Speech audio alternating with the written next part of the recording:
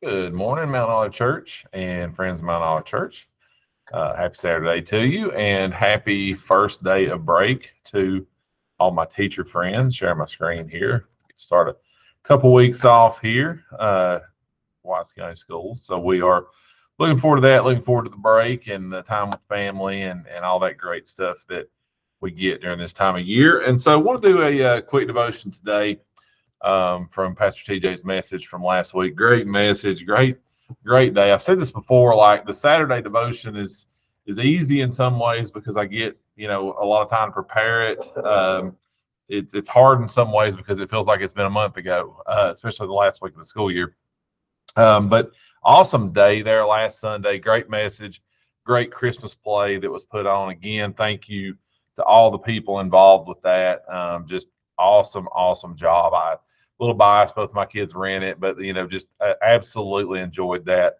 And thankful for all the adults, especially that put their time in, and Lord used up all of their patience, I'm sure, to get through that. But man, it was super awesome. It's so cool to see these kids, and I'll get into the devotion here in a second, but so cool to see these kids that have kind of grown up together. I was thinking in the Shepherd part, which was Spencer, my oldest, and the Flannery sisters and the Lawson boys, and just to see these kids that have kind of grown up, and to see Addison Niece and Emma as the main, but to kind of have watched them growing up, and they used to be the little jailbirds and the little kids in that play, and now they've grown up and they're doing these main parts. I'm so proud of what those kids are doing in our church, and how they're growing and how they're willing to step out and do things like that for God. Just such an awesome thing to see in our church. So get on with the devotion here. That was just a little side note, but we'll go from Matthew chapter 2. This is where Pastor TJ was at. Verse 11 is the only verse we've got today. It says,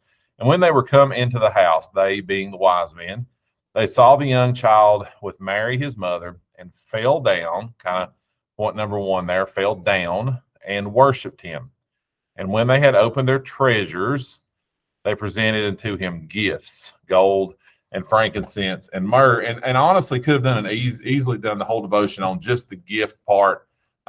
Such a good job by Pastor TJ talking about what each one was and what each one represented. And I'll just kind of give a little skim over. If you've not watched that, please go back and do that from last Sunday or any of the devotions from this week. But the first thing here, wise men worship Jesus.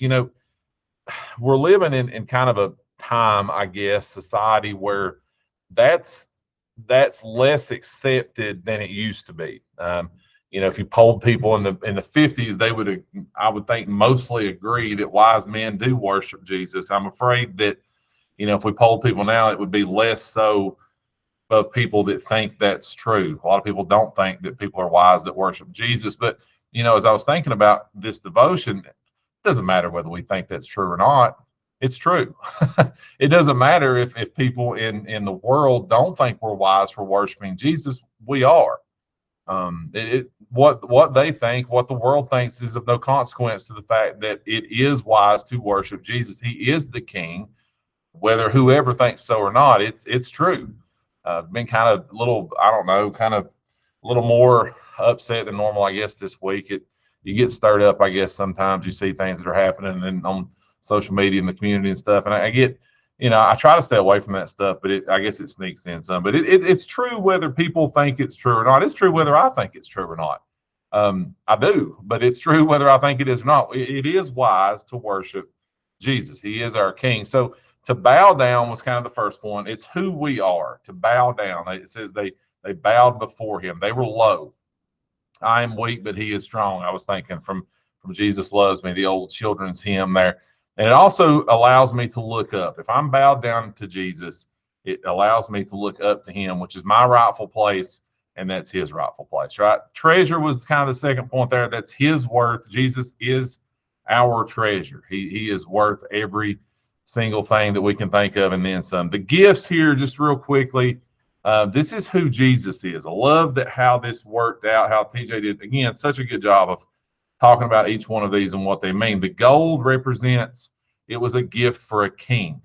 Jesus is king, whether we want to admit that or not. Last statement here we'll get to here in just a second. From the crib to the cross, the message is that Jesus is king. The gold represented that he is our king. Frankincense, which is always the most fun for kids to say, and I had to spell check this a couple times to make sure, probably still got it wrong, but I think that's right.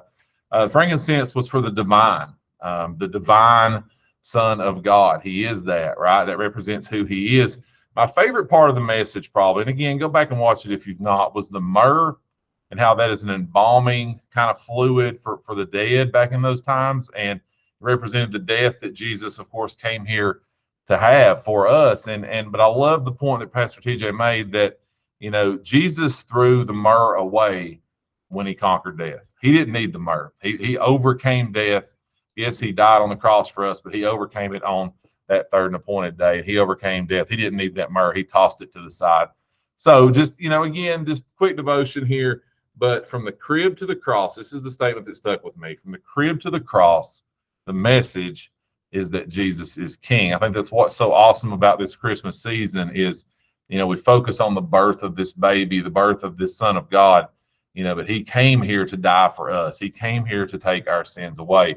And I'm so thankful for that. And I will worship him because of that. He is worthy of that. He is my King, and I hope he's yours. If he's not, he can be.